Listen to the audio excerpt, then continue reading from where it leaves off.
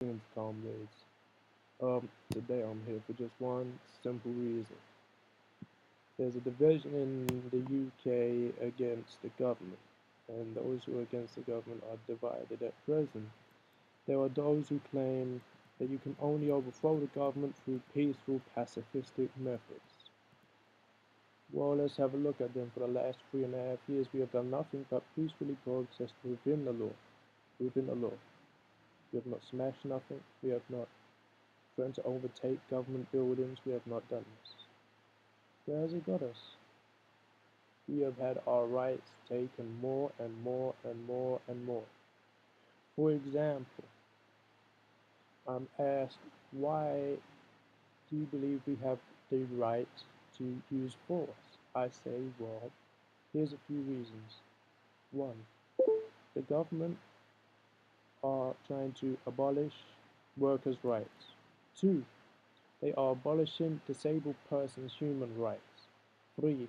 They are abolishing public sector right to strike, which is currently in bill form at present to be voted on and passed. 4. The abolition of the right to peaceful protest. And you're promoting peaceful protest. This is in bill form. It's going to be voted on. It is going to be passed. 5th, the abolition of the Human Rights Act. We know they want that. They've been saying that for a long time. 6th, the removal of our membership to the European Union. Now, that may not seem much to some people, because I understand some people are against the idea of Brussels controlling us, and I too am against that. But who is better at the moment for us? Is it the European Court, which has defended the poor, the working class, the middle class, the sick and the disabled? Is it the United Nations who have defended us? Or is it David Cameron and his cohorts who have initiated a genocide and crimes against humanity against us in England 2014? 7. There's this thing called retrospective laws, which basically means they create laws after a court of law has issued that a certain part of a legislation or a legislation entirely is illegal, which has happened on numerous occasions. Retrospective law basically means you decide our laws are illegal, we are going to make new laws to make our laws that you declared illegal legal. So they are overriding British courts, European courts, and international courts. They are arrogant personified. 8. The abolition of private property rights through allowing fracking under the homes without our consent. They want to drill under our homes for oil, which is not going to bring down the price of oil, which is not going to bring down the price of energy. It's just going to give corporations more control over energy for a short period of time longer. Because the inevitable is coming. Renewable energies are coming. It has been seen in Germany and Australia, and even in Arizona and in the USA. Solar thermal energy has been proven to work and could take over from fossil fuels. 9. The introduction of a Stalinist Polish bedroom tax, but made more brutal than the 1953 to 1961 Polish bedroom tax. 10. There was a genocide for the last 3.5 years. Approximately 44,000 to 80,000 disabled people have been annihilated. That works out, on the lowest end, that works out 10 daily, 73 weekly, 21,200 disabled people killed yearly for the last 3.5 years. 11. Starvation and forced labor, slave labor. This is in the form of 0-hour contracts on workfare that contribute some 7 million people to the official unemployment list. So the official unemployment is roughly 2.5 million. You add about 7 million to that, you're heading towards 10 million unemployed. Never in European history has a country had that many people unemployed. Not even Weimar Germany, which had 6 to 7 million unemployed, which was the worst in European history. 12. The mass use of food banks through poverty, which the government has finally admitted its policies have caused, after threatening to shut down the Trussell Trust and other leading food banks, which would have starved 2 million people or some 500,000 families that use these food banks. 13.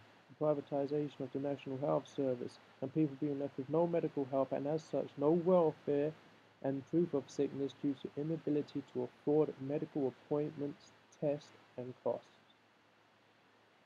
Not happy with harming humans, they exploit animal rights. They kill off badgers that have no TB, claiming they have TB.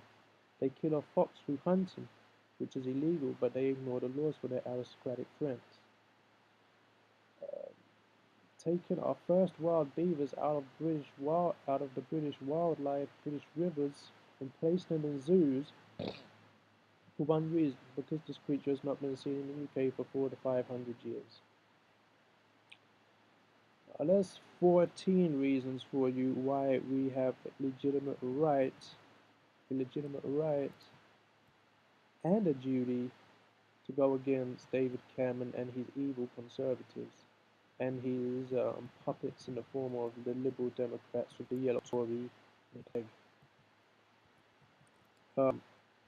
Just like to say, ask one question now to the pacifists, to the Trotskyists, to the Left Labour, to the SWP Socialist Workers, to the one-day peaceful protests, anti-direct action, anti-action, anti-civil disobedience brigade. I want to answer this question.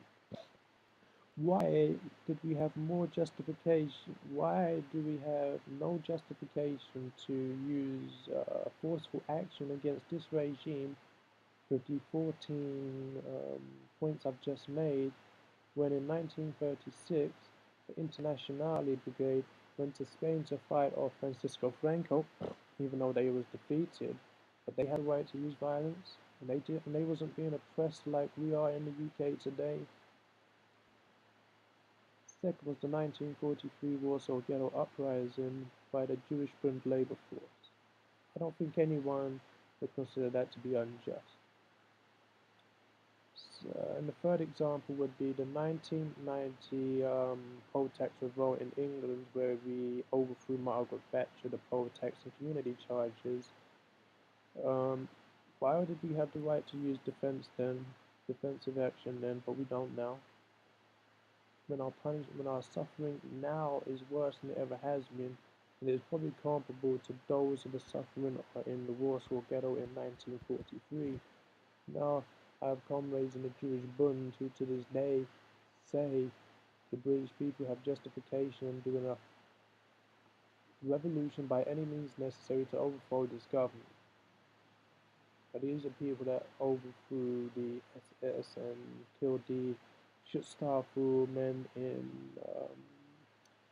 the Warsaw Ghetto in 1943. I have to say just one thing to my comrades, to my friends, and to everyone out there. We need you. We need you to unite.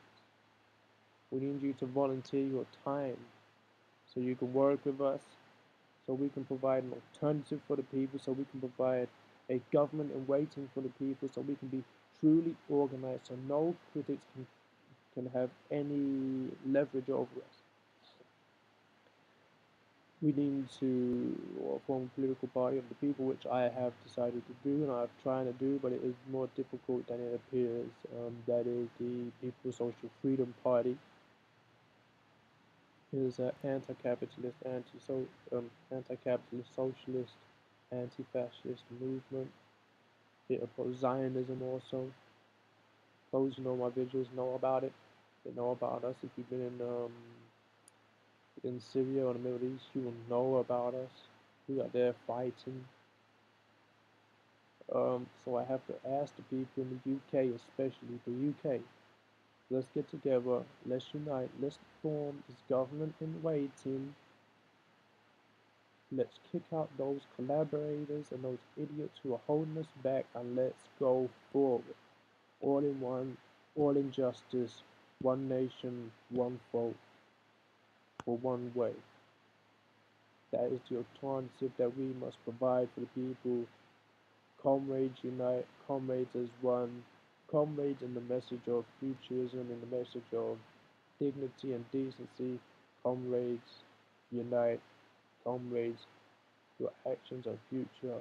In salutation of all of you, continue with your work, continue with the ways and keep pushing forward in the name of the revolution and in the name of the people.